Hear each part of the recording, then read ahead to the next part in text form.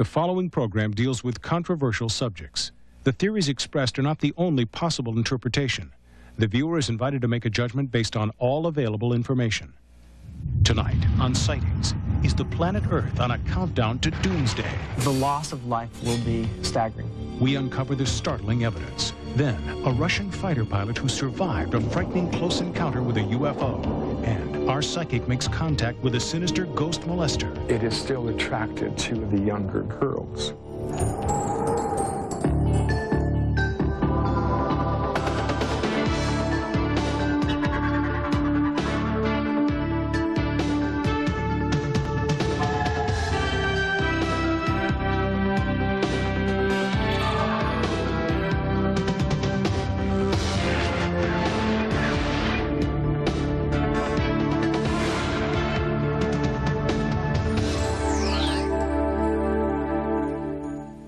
Welcome to Sightings. I'm Tim White.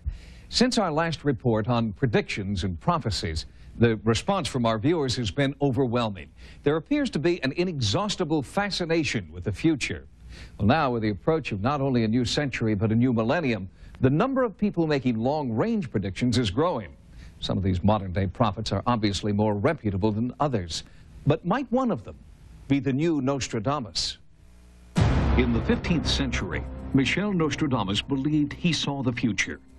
Interpreters of his work say he predicted major 20th century events, such as the rise of Nazi Germany, the atomic bomb, and great natural disasters. But are there prophets among us now who have the ability to see the distant future, as well as events that are only weeks and months away? We are going to lose a lot of lives. We're going to lose them through earthquakes, from volcanoes, from disease. Civilization is going to collapse, and we are going to see earth changes in the very near future. Like our ancestors said, the world will capsize and you will be destroyed.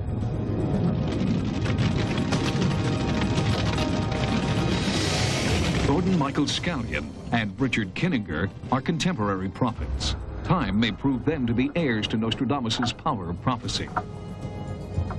Deep in the woods of rural New Hampshire, electrical engineer Gordon Michael Scallion claims he's been having disturbing visions since 1979.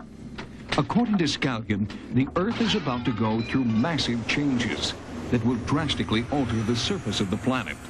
And, he warns, time is running out. A spring of '93 would be remembered in the future as when it all began, and life changed as we know it. In 1998, perhaps sooner, the United States will look much different than today. 25% of its landmass will have gone underwater. We see Denver being a seaport. Portions of Louisiana goes underwater. The Great Lakes change, go underwater. Michigan becomes islands. Scallion claims to receive his visions while in a trance-like state, assisted by his wife, Cynthia Keys. He believes he can then communicate directly with the Earth. Scallion has a high rate of accuracy, predicting the devastating Hurricane Andrew that hit South Florida and the earth-shaking 7.6 Landers quake in California last summer. What's next? Scallion predicts the entire planet will be plagued by a series of catastrophes, beginning in California. The next event that California will experience will be a quake that will be greater than 8. It will create flooding. The bridges and highways, especially the bridges that cross other bridges, will come down. It is now, in my opinion, 95% probability that it will occur between March and May 9th. Scallion believes this unprecedented quake and its crippling effect on California will be just the precursor of greater disasters to come. I believe a quake in the magnitude greater than 10 will divide California north to south and literally create islands. The loss of life will be staggering. We don't think that the largest quake possible is any larger than 9.5, and that's anywhere in the world. Dr. Kate Hutton is a seismologist at the California Institute of Technology, the world's leading repository of earthquake data. We've had several of those this century already. We had the 1960 Chile earthquake, 9.5, and the Alaskan earthquake in '64, 9.2. Neither of those destroyed civilization. Despite scientific skepticism, there are many people who believe civilization will change forever after cataclysmic seismic activity. Author Richard Kinnicker believes that a rare planetary alignment on May 5th in the year 2000 will create forces great enough to alter the surface of the Earth. Everything will be changed everywhere. But that doesn't mean that all species will be wiped out or mankind will be wiped out. It just will be brought back again to basics, and probably many parts of the world will experience a Stone Age for maybe a generation or two. In 1973, Kinnicker founded the community of Stell, Illinois, where he gathered like-minded individuals who would prepare for the coming Earth changes in an apocalyptic future. The idea is really to be as self-sufficient as we can, because there will be times where the grids will be down and we won't be able to access power from the grid. Stell is trying to survive by the use of common sense, logic, and forethought. Although Kinnicker is no longer associated with Stell, he has formed a new community in Texas. It's called Adelphi and is home to more than 100 people who help in the construction and maintenance of the town. There are also plans to start a third community, named Philadelphia, on an island in the Pacific Ocean. There, his followers believe they can start a new cradle of civilization, if they can survive. The survival is best guaranteed by getting off the surface of the Earth for 3 days or so, by using the lighter-than-air craft of special design. There are many people in Stell and Adelphi who are planning to contribute towards the construction of such aircraft in order to get off the surface. Is there a scientific basis for any of these catastrophe prophecies? We're looking at what has been happening over the last 5 million years, and it would be very surprising for us to have it change suddenly now. I guess things do change over the history of the Earth, but I don't think it changes that suddenly. Dr. Hutton and most other Earth scientists believe in what is known as uniformitarian geology. That's the geology most of us were taught in school that suggests Earth changes occur gradually over millions of years. Author and archaeologist David Childress is an adherent of what is known as cataclysmic geology.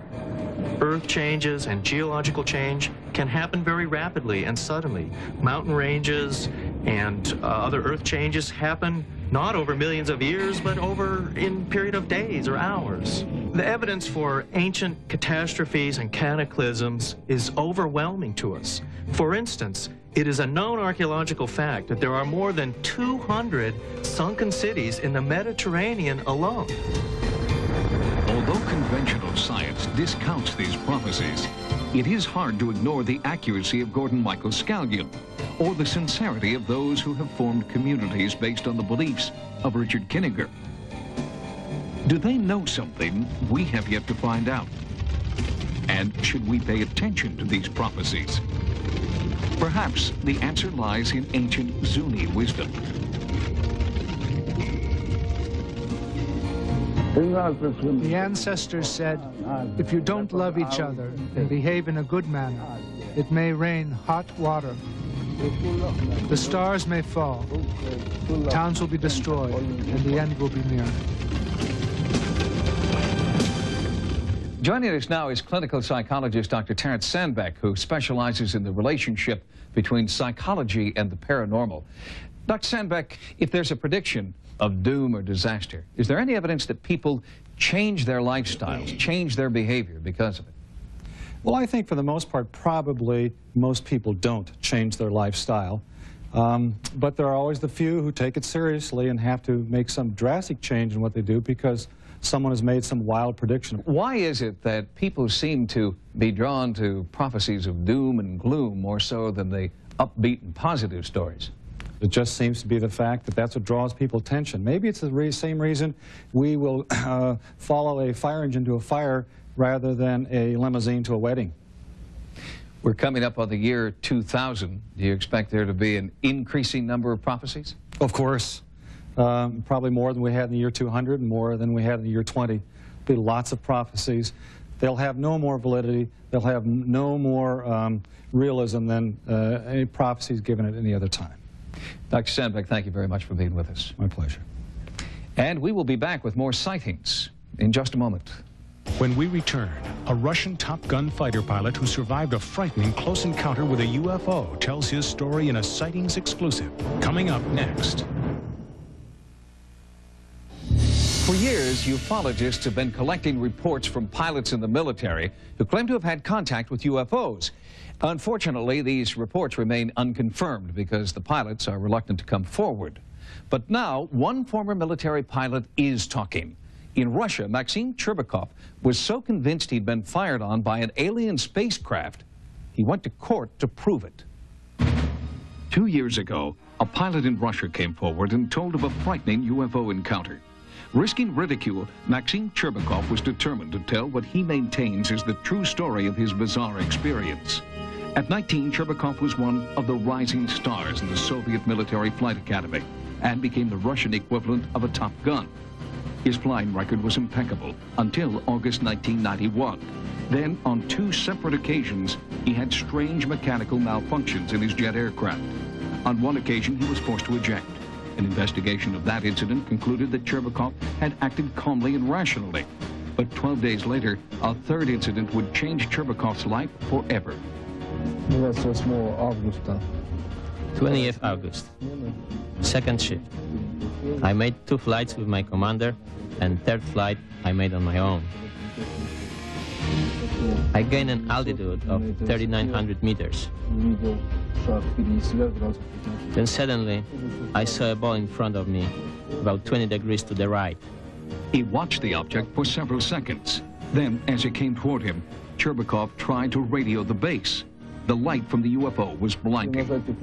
A sense of unexplainable fear came over me. On the back of my head, I began experiencing warmth. I felt as if someone was present and watching me. My movements were under control, controlled by someone other than me.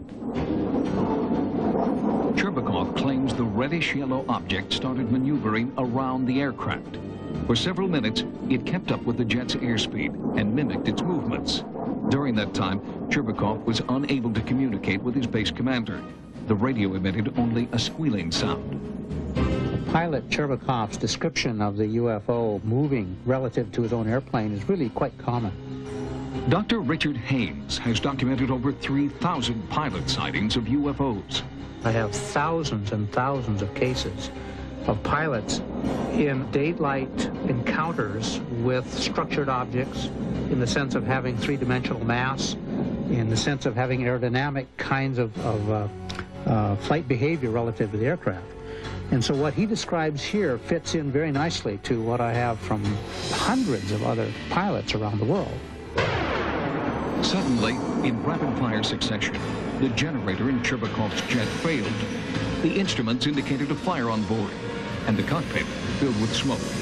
The base commander ordered Cherbakov to eject. I began arguing with the commander because the plane was still above the residential area. My altitude began to drop rapidly. I had to pull the plane out of a nosedive.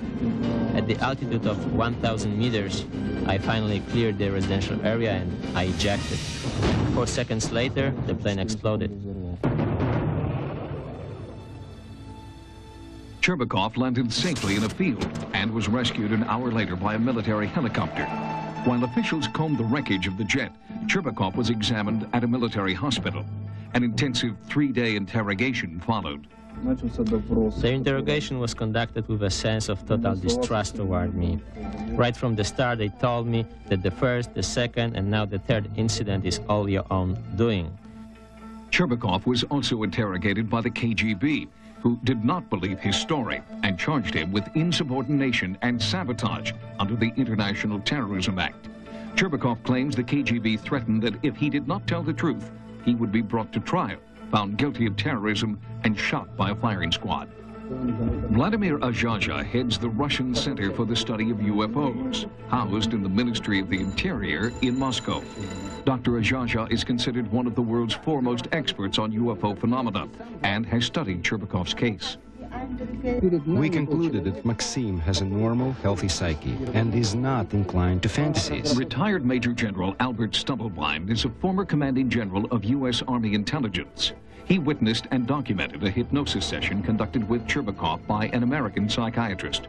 As she was taking him into the trance, he changed from this terrorized, fear-ridden kid into a pilot, sitting in the cockpit, sitting in the seat, sitting with the controls, relating what was going on. There was a change in the individual. Anybody can fabricate. The question is, was he fabricating? And he struck me as a person who, in that situation, was not fabricating. Whatever it was that he was saying, he truly believed had happened to him. Maxime really believed he had not done anything wrong, in fact, had done the right thing, and desperately wanted this sorted out. Although affidavits to that effect were presented at his court-martial hearing, the court still blamed Cherbakov for the destruction of his aircraft.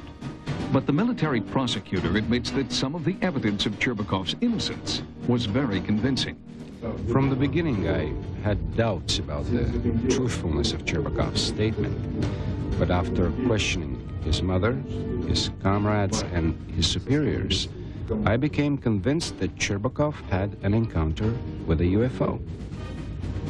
In January 1992, the case against Maxim Cherbakov was dropped. But despite this vindication, he was not welcomed back into the military. There is no training for pilots to deal with such encounters.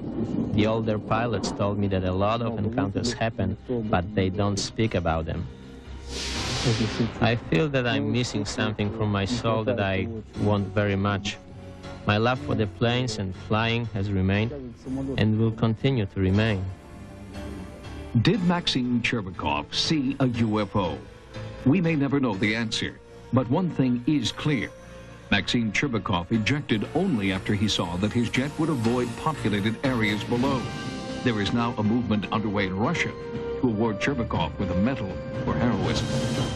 According to UFO researcher Richard Haynes, up to 15% of all pilots, both military and commercial, have reported some kind of contact with a UFO.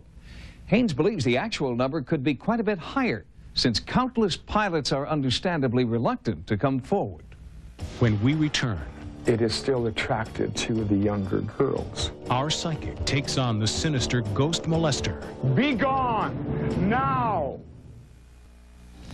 On a recent edition of Sightings, we sent our investigative team to Maryland to help a family plagued by what they believed was a ghost.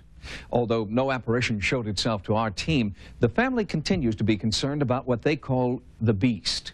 So paranormal investigator Peter James has agreed to work with the family on a psychic level. During our initial investigation, the family revealed they were being assaulted by an entity in their house. In the weeks since our team left the site, the ghostly activity has continued unabated. There's been a very active period since they've been gone. They've been gone a couple of weeks, and the scratching has started again.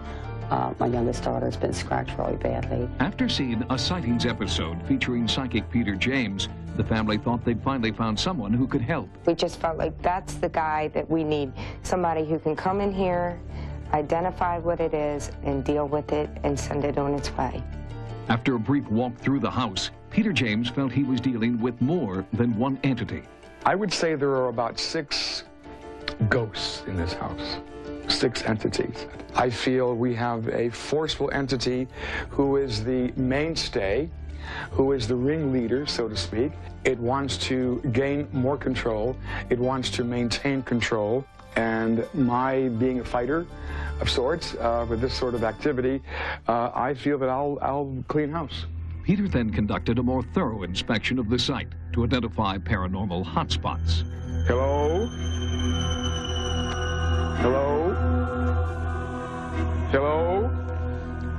I'm getting a name that I believe dwells in this area, or certainly within this structure, and I get a name of Philip. I also receive a name of Patrick. I am rather saddened by the vibrations that are here. I feel a lot of sadness tonight, but this is truly one of the hearts of the house. The family confirmed that the laundry room and the basement were two areas where particularly bizarre events had occurred. Peter was also drawn to an upstairs bedroom. I am also picking up a female entity who is loving and that is peaceful, that I believe that dwells here, not in this room necessarily, but throughout, and I get the name of Rebecca.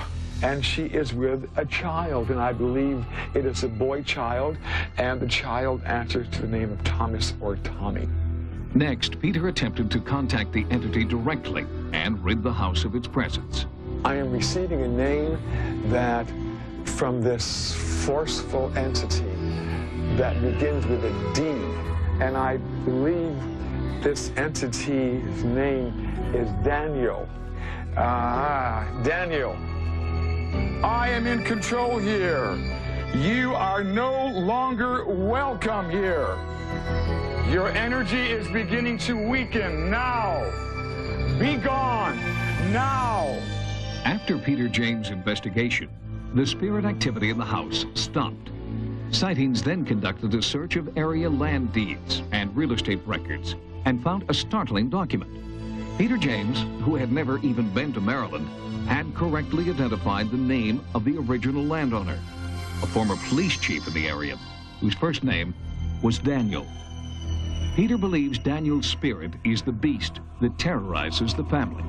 He is continuing to stake his claim to this property. He believes that this house is his and this land is his, and they're invading his possession.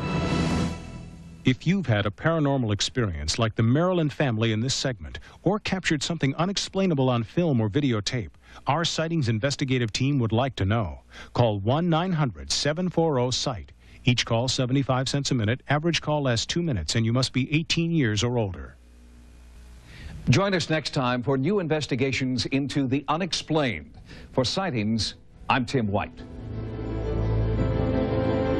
Stay tuned for another episode of Sightings. Tomorrow, after Cops, get as close to the action as you'll ever want to be. When a blazing wall collapses, firefighters battle the flames to save one of their own. On Code 3, part of A Full Hour tomorrow.